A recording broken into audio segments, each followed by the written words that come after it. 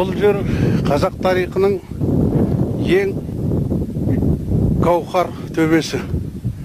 Қазақ тарихында бұдан қасиетті жер болуы мүмкін емес. Өйткен себебі бір рет Арғы Әбілқайырдың қайтыс болғаннан кейінгі қазақ хандығының дұрыстап бірігуі осы жерде жүзеге асқан. Қазақтың алғашқы заңдық, құқықтық бүкіл жосықтарының бәрі осы жерде қамтамасыз етілген. Ол кезде қазақ хандығының құрамында қырғызда ағайындарымыз да, қарақалпақ ағайындарымыз да жүрген. Бұл жерде құрылтай өткізген ең соңғы билікші Тәуке хан. Тәуке ханға дейінгі бүкіл хандардың мына үш тараптан келетін барлығын басын біріктіріп, Тәуке хан осы жерде қазақтың үш жүзіне үш ұлыс қылып қоныс беріп, әр руға ен таңбаны қайтадан таңбалап, әрқайсының жүретін суын, баратын өрісін, көші қонын бәрін осы жерде белгілеген. Қазақтар жылына 2 рет құрылтай өткізген, біреуін көктемде өткізген, біреуін күзде өткізген.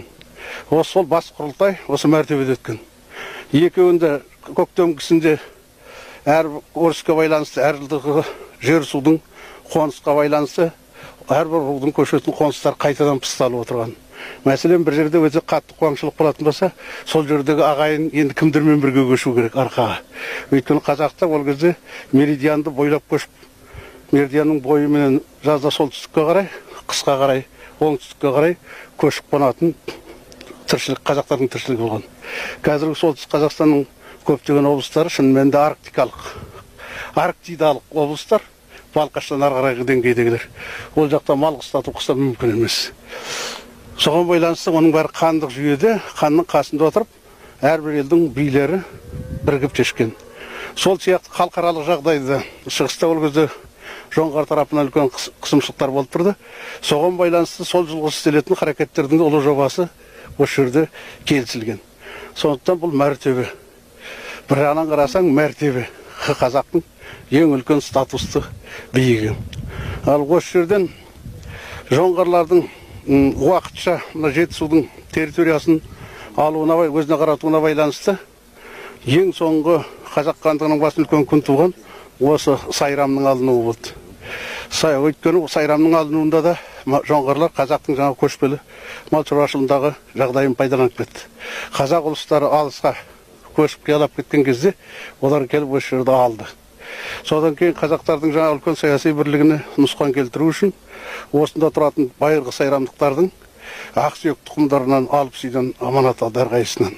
Өйткені бұл кезде қазақ хандығы орнағанға дейінгі көптеген биліктер, өздеріңіз білесіздер, қанға заман дейтін болатын. Қанға заманындағы билік жүргізгендер ол парсы тұқымдас әулеттер болатын, Кейқуғастың тұқымдары. Содан тұқымнан қалған алпыс адам қазақтардың жаңа төре, Шыңғыс тұқымынан шығып жатқан төрелерінен алпыс үй, сол сияқты қожалар, мұсылман дінін таратып жүрген қожалардан алпыс үй алып кетіп, және Сайрам қаласындағы барлық кәсіпкерлерді, өнер иелерін құл-құл айдап кетіп, Шығыс Түркістанда өздерінің Сайрам деген қаласын салды. Міне сөйтіп, осы Сайрамның уақытша тапалып қалуына байланысты қазақ билікшілері бұрынғы құрылтайларын енді мәртебеде емес, Орта Шыршықтың бойындағы, Аңгірен өзенінің бойындағы күлтөбеде өткізген. Қазір ол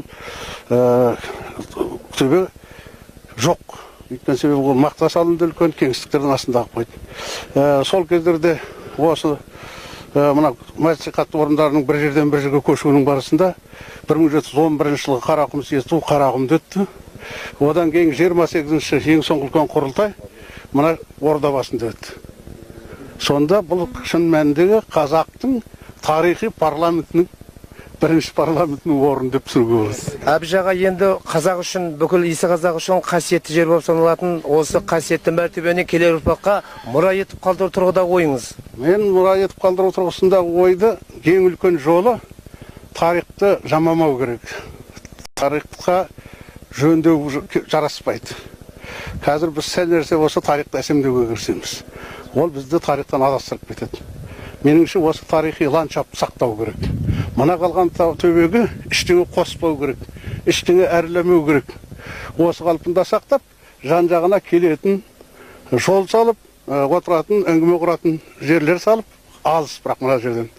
Бірақ сосын жылына осы жерде ұрпақтардың бас қосуы ма, басқаша зиялылардың бас қосуы ма, елде қазіргі ақсақалдардың тәрбие заман барысы жөнінде ақылдасуына ма, соған лайықты жиындар өткізіп тұру керек. Жаңа екі кезең сияқты екі кезеңде келіп, пәтуа, халықтың өзінің пәтуасы, үкімет араласпас, ол жаңағы билік алысу саясаттандырылған мәслихат емес, қазақтың тәрбиесі, қазақ баласының келешегі, кәсіпке үйрену, заман болса бұлай болып жатыр. Біз неден тартынуымыз керек, неден безінуіміз керек, неге үйренуіміз керек, неге бауылуымыз керек дейтін пәтуаны осындай жерлерде жүргізсе дұрысырақ болар еді деп есептеймін.